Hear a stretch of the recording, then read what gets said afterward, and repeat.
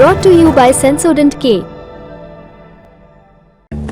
बस बैक नहीं आया। SLS पैराफिन और दूध का करंट भी कौन? तो लाइफ का करंट ऑन। कुछ भी तो ट्राई करके देख ले। Sensodyne K toothpaste for sensitive teeth. तारीख 8 जुलाई 2024।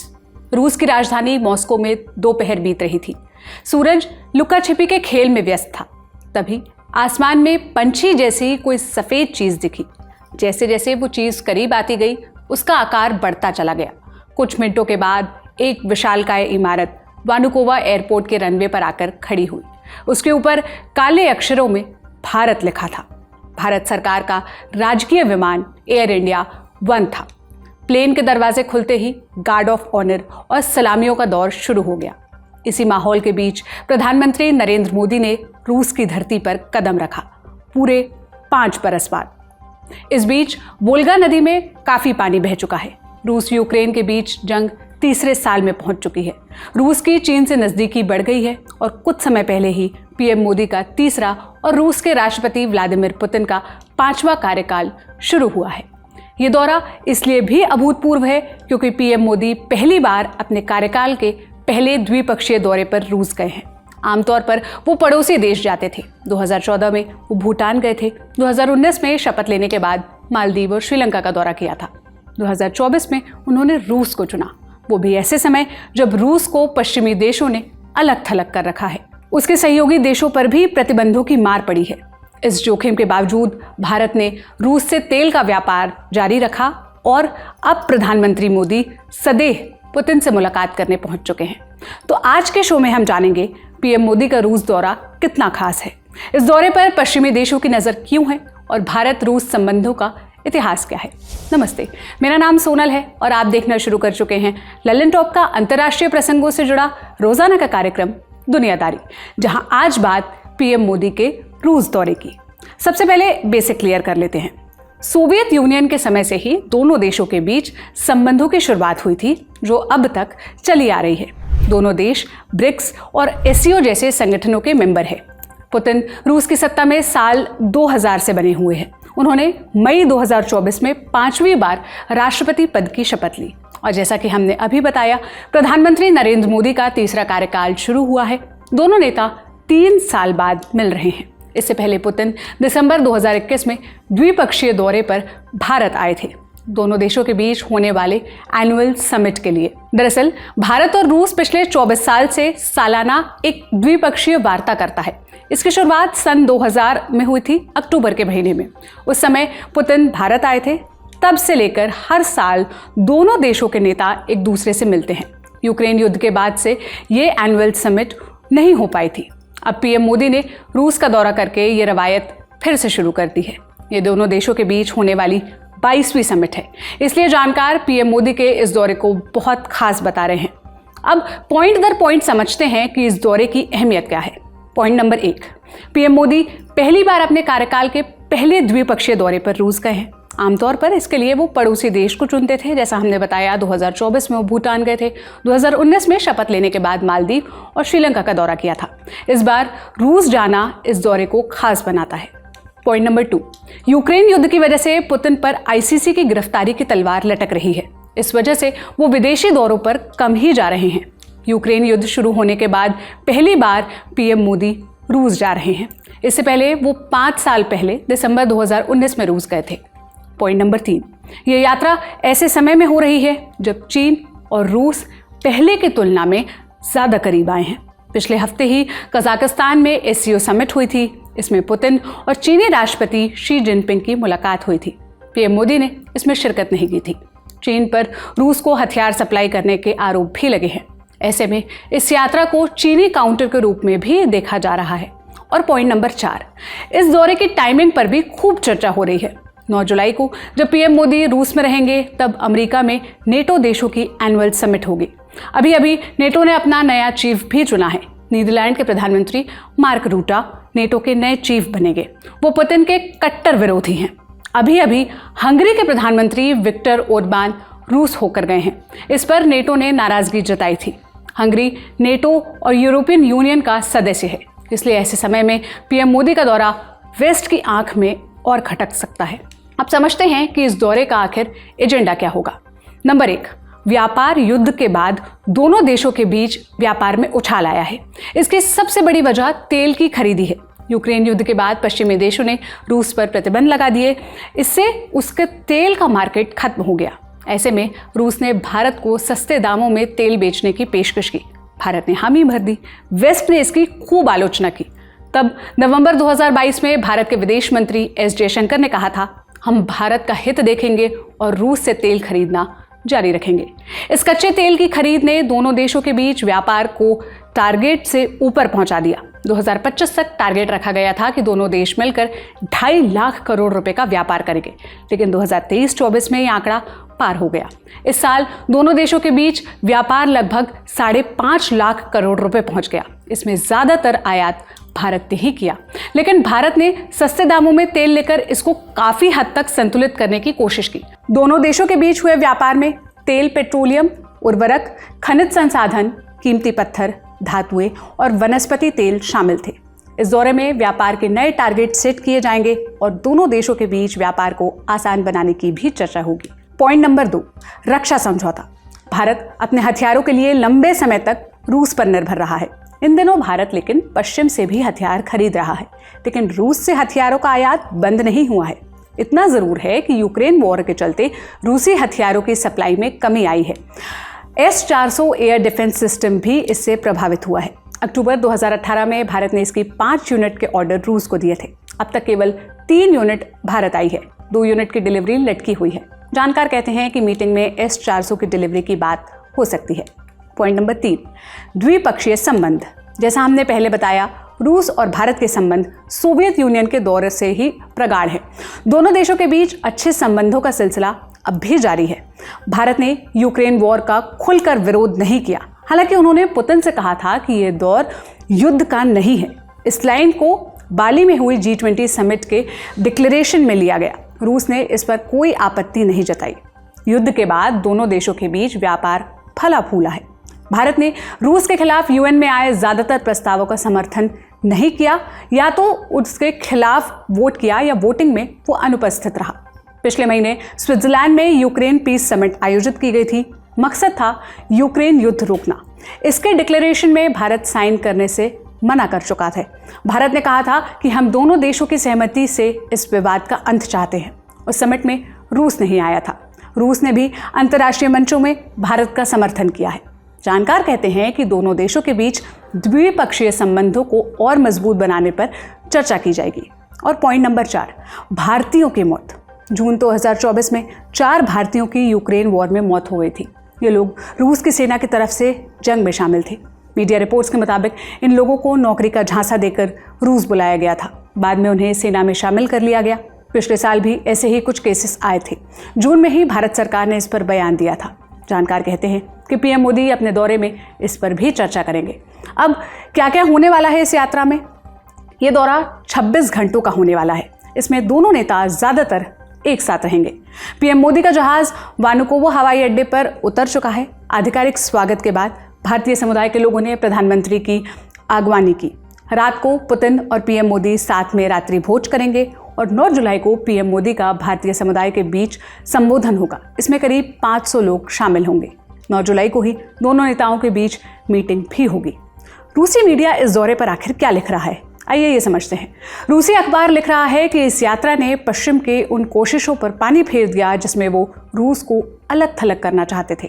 भारतीय मीडिया में कहा जा रहा है कि PM मोदी इस दौरे से रूस के चीन के और बढ़ते झुकाव को संतुलित करना चाहते हैं। अब समझते हैं कि दोनों देशों के बीच रिश्तों का आखिर इतिहास क्या रहा है। मॉस्को में भारत का दूतावास 1821 में बना था। आज़ादी के बाद इससे दोनों देशों के बीच संबंध स्थापित हुए। सोवियत यूनियन के दौर में ये फले फूले। हर मुश्किल हालात में भी सोवियत यूनियन भारत के साथ खड़ा रहा। उसने ही 1965 में भारत और पाकिस्तान के बीच ऐतिहासिक ताशकंद समझौता कराया था। जब भारत ने पहली बार परमाणु परीक्षण किया तो पूरा वेस्ट इससे नाराज हुआ। तब रूस भारत के साथ खड़ा था। CIA आरोप लगाता है कि रूस ने ही भारत को ये तकनीक दी थी। 1999 में पुतिन रूस की सत्ता में आए। उन्होंने भारत के साथ संबंध बेहतर किए। साल 2000 अक्टूबर के महीने में उन्होंने भारत का दौरा किया। तब से दोनों देशों के बीच हर साल एनुअल समिट होती है। G20 समिट के अंत में जारी किए जाने वाला साझा बयान पर भी रूस और चीन ने सहमति जता दी थी और इस बयान पर सहमति को भारत की सफलता के तौर पर भी देखा गया था। साझे बयान की भाषा पर रूस ने आपत्ति नहीं जताई थी। अब चलते हैं एक्सपर्ट कॉर्नर की तरफ। आज हमारे पहले एक्सपर्ट हैं जवाहरलाल नेहरू यूनिवर्सिटी यानी JNU में इंटरनेशनल स्टडीज़ के अध्यापक डॉक्टर अमिताभ सिंह। हमने उनसे पूछा, भारत और रूस के संबंध दशकों पुराने हैं। भारत पाकिस्तान युद्ध हो या फिर डिफेंस रिसर्च हो या हथियारों की डील हो या कच्चे तेल की खरीद हो, रूस को भारत का ऑल वेदर पार्टनर भी कहा जाता है। दोनों देशों के संबंध कैसे इवॉल्व हुए और इस वक्त क्या स्थिति है? स्टालिन के निधन के बाद 1953 के बाद जब से क्रूश्चेव आया तो भारत और सोवियत संघ की गर्माहट बढ़ी और इसका नतीजा ये रहा कि भारत और सोवियत संघ 1950 के दशक के बाद अब एक बहुत प्रगाढ़ और एक मजबूत यूनिट की तरह काम करें। खासकर 1971 का जो हमारा फ्रेंडशिप ट्रीटी था उनके साथ, वो एक मील का पत्थर बना, न सिर्फ भारत के लिए बल्कि सोवियत संघ के अन्य देशों के साथ संबंधों के लिए। लेकिन सोवियत संघ के विघटन के बाद 1991 में, क्योंकि सोवियत संघ का विघटन हुआ और कई सारी उससे समस्याएं उत्पन्न हुई, तो 90 का दशक, हालांकि हम बहुत गर्मजोशी के साथ थे उनके, लेकिन उनके जो आर्थिक हालात थे, जो उनकी भीतरी राजनीति थी, उसके चलते हम बहुत ज्यादा इंटरैक्ट नहीं कर पाए। लेकिन हमारा उनसे डिफेंस रिलेशन बना रहा, उनसे हम आयात करते रहे। थोड़ी सी डिप्लोमेटिक हम ये कहें कि एक पेज पे नहीं नजर आते हैं, क्योंकि भारत ये मानता है, प्रधानमंत्री मोदी ने बहुत फेमसली ये कहा था कि ये युद्ध का दौर नहीं है, और उन्होंने राष्ट्रपति के पुतिन के सामने कहा। तो उसको इससे संबंधों से नहीं जोड़ के देखना चाहिए। हम उसको एक दोस्त की तरह उनको हमने समझाया था और वो इस बात से सहमत भी थे कि हम इसको खत्म करने की कोशिश करें।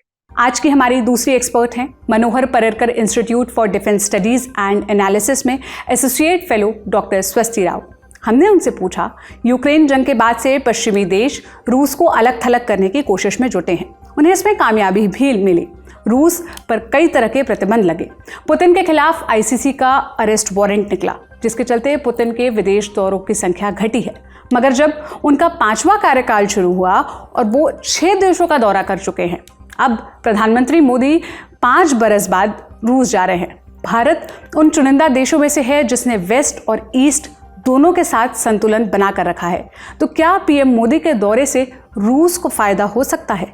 रशिया की दृष्टि से भी भारत से बात करते रहना ये उतना ही जरूरी है, क्योंकि ये रशिया के लिए भी एक तरीके का मल्टी अलाइनमेंट है, क्योंकि जिसकी विंडो अभी छोटी होती चली जा रही है। तो अगर आप रशिया के एंगल से देखेंगे तो भी आपको बिल्कुल समझ में आएगा कि इसकी वैल्यू क्या है, क्योंकि रशिया भी अपने सारे एग्स को एक चाइना के बास्केट में क्यों रखना चाहेगा।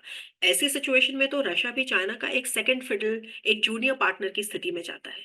तो ऐसे में रशिया के लिहाज से भी भारत जैसे एक मैं कहूंगी कि डोमिनेंट और भारत जैसे महत्वपूर्ण देश के साथ अपने इंडिपेंडेंट रिश्तों को बरकरार रखना एक तरह से एक तरीके का एंडोर्समेंट है कि रशिया दुनिया में अलग थलग नहीं है, जैसा कि वेस्ट के देश हमेशा दिखाना चाहते हैं। प्रधानमंत्री मोदी से कुछ दिन पहले ही हंगरी के प्रधानमंत्री विक्टर ओरबान रूस गए थे।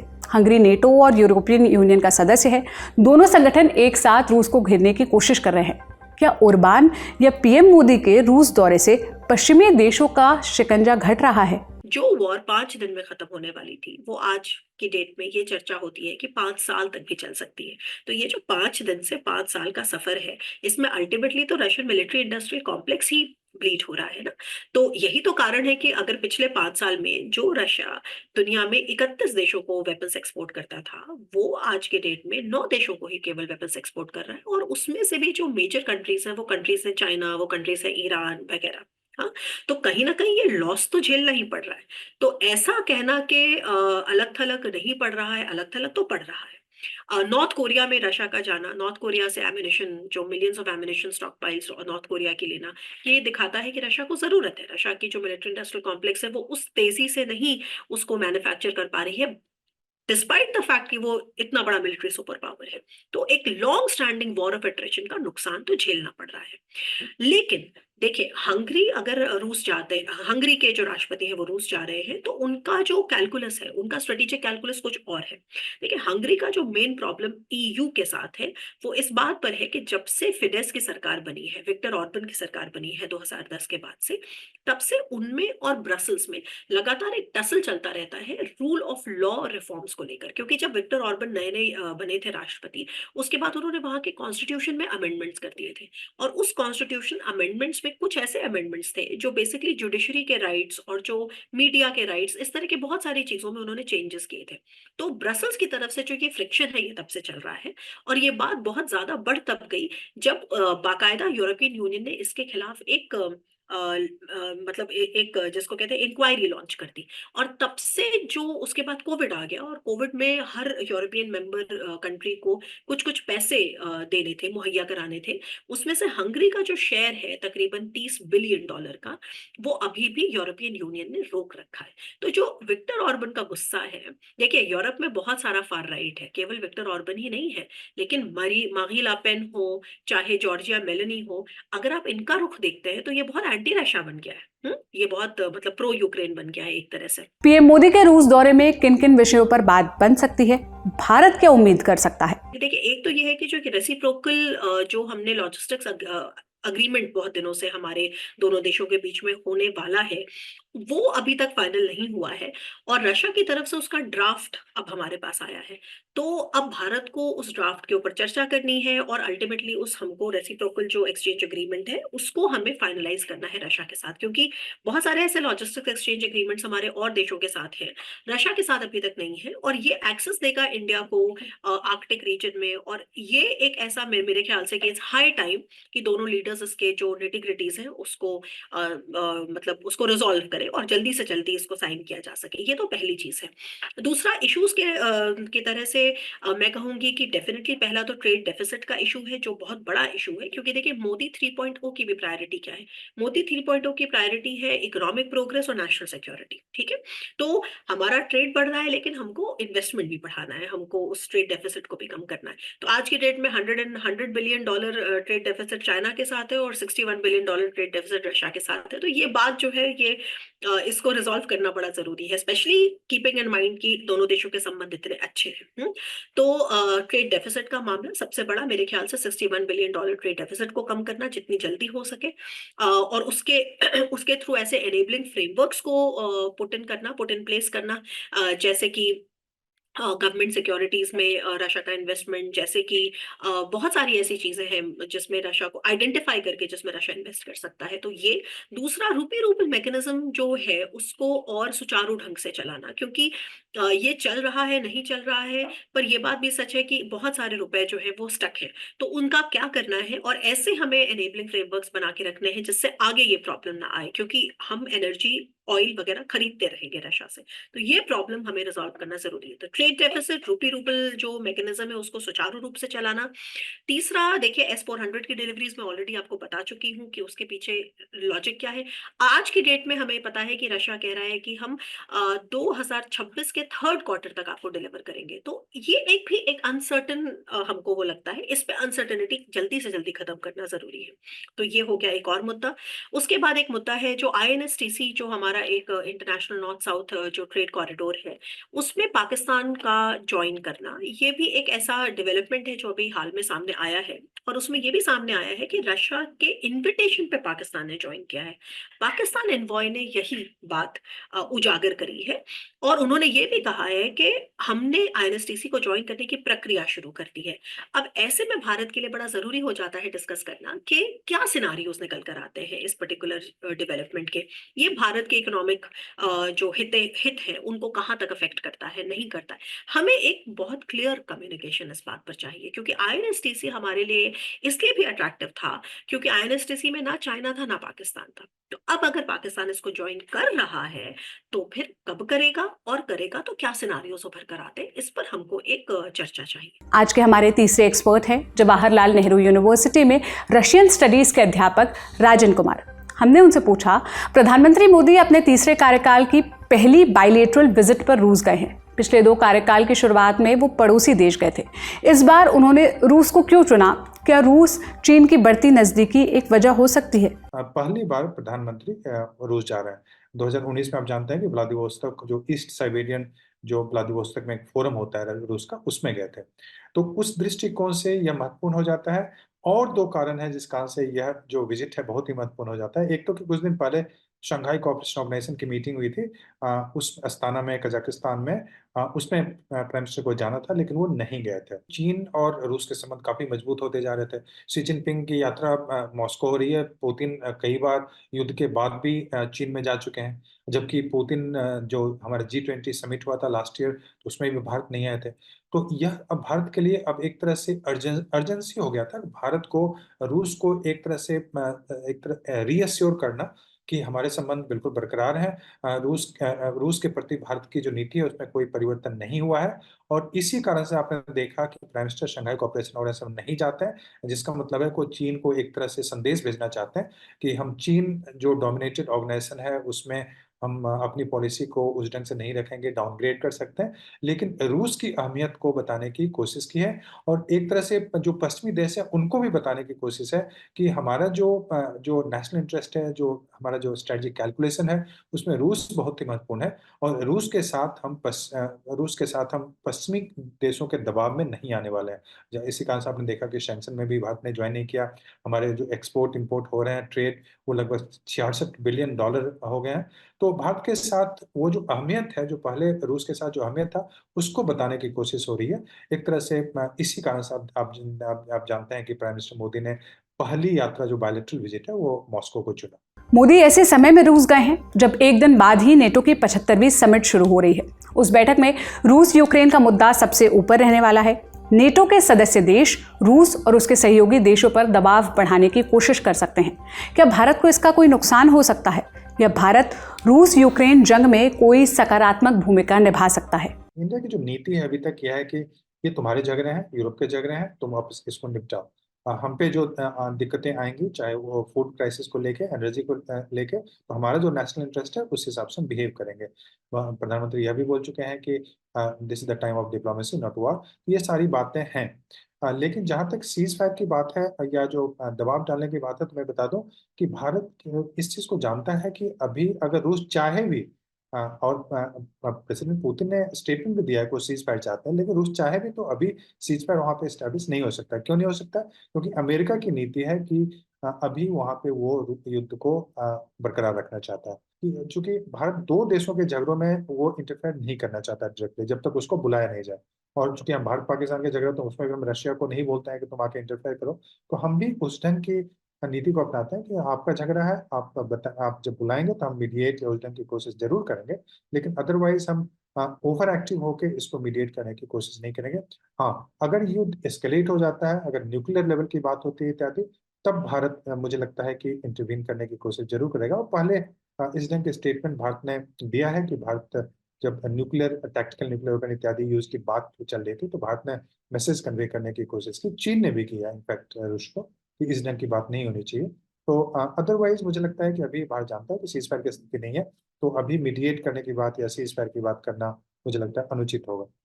भारत ने रूस यूक्रेन जंग की शुरुआत से ही न्यूट्रल पोजीशन बरकरार रखी है। उसने दोनों पक्षों से बातचीत की, शांतिपूर्ण तरीके से विवाद सुलझाने की अपील की।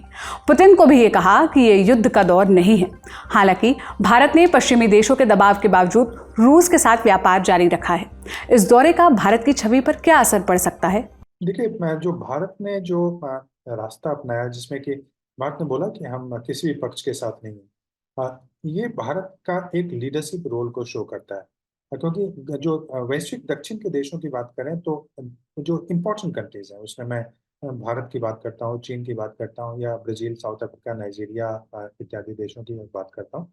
तो जब भारत ने ये बात बोलना शुरू किया कि भारत की हम जो इंटरनेशनल लॉ है उसको चाहते हैं कि हर एक पक्ष उसको माने, और ये डिप्लोमेसी का टाइम है, वॉर का टाइम इत्यादि नहीं है। इस माध्यम से एक तरह से भारत ने जो पश्चिमी देशों का क्लेम था कि पूरा विश्व उनके साथ है, आप हर एक स्टेटमेंट अगर देखें कि ये पूरा ग्लोब उनके साथ है, पूरा विश्व उनके साथ है, तो पूरे विश्व को यह लगने लगा कि ऐसा नहीं है। जो भारत जैसा देश, जो इम्पोर्टेंट देश है आज के समय में, ग्लोबल इन्फ्लुएंस काफी ज्यादा है, अगर भारत अगर नहीं बोल रहा है तो इसका मतलब है कि कहीं ना कहीं दिक्कत है। और भारत के साथ आपने देखा कि बाद में दक्षिण अफ्रीका भी बोलना शुरू कर दिया, ब्राजील भी बोलना शुरू कर दिया, बहुत सारे देश ने न्यूट्रल पॉलिसी अपनाना शुरू कर दिया। तो इस कारण से अभी एक डिवीजन हो गया है। जो अभी फिनलैंड का एक प्रेसिडेंट है, उन्होंने एक आर्टिकल लिखा है द इकोनॉमिस्ट में, उसमें उन्होंने कहा है कि अभी विश्व 3 खेमों में विभाजित है। एक है पश्चिमी देश, दूसरा है जो ईस्ट है, ग्लोबल ईस्ट है, जिसमें कि चीन और रूस की बात होती है, और उसके साथ ईरान, कोरिया इत्यादि जो देश है उसकी बात होती है। लेकिन इसके अलावा बोला कि तीसरा ग्रुप है जो कि न्यूट्रल है, बहुत ही एक्टिव है, वो ग्लोबल साउथ का देश है। तो उसका जो लीडर है उसमें ब्राजील, भारत, साउथ अफ्रीका इत्यादि जो देश है, इनकी नीति जो है कि ये न्यूट्रल हो गए हैं। और इससे जो युद्ध है उस पर काफी असर पड़ा है। जो ग्लोबल एक नैरेटिव था, वेस्टर्न नैरेटिव, वो काफी कमजोर हो गया है, और उनको लगने लगा है कि पूरा विश्व हमारे साथ नहीं है। यह था हमारा बड़ी खबर सेगमेंट। अब सुर्खियों की बारी। पहली सुर्खी फ्रांस से है। फ्रांस के संसदीय चुनाव के दूसरे चरण में वामपंथी गठबंधन को जीत हासिल हुई है।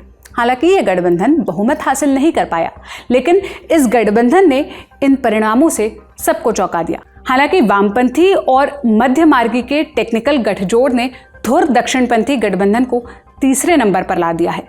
हफ्ते भर पहले ही पहले चरण के चुनाव में यह धुर दक्षिणपंथी गठबंधन पहले नंबर पर था। आज की दूसरी और अंतिम सुर्खी ईरान से है। मसूद पेजेश्कियान ने ईरान का राष्ट्रपति चुनाव जीत लिया है। उन्होंने दूसरे राउंड की वोटिंग में सईद जलीली को हरा दिया। सईद जलीली कट्टरपंथी धड़े के नेता हैं। उन्हें supreme leader Ayatollah Ali Khamenei का करीबी माना जाता है।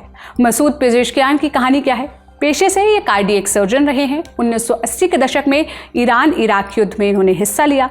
2001 से 2005 तक मोहम्मद खतामी की सरकार में हेल्थ मिनिस्टर रहे।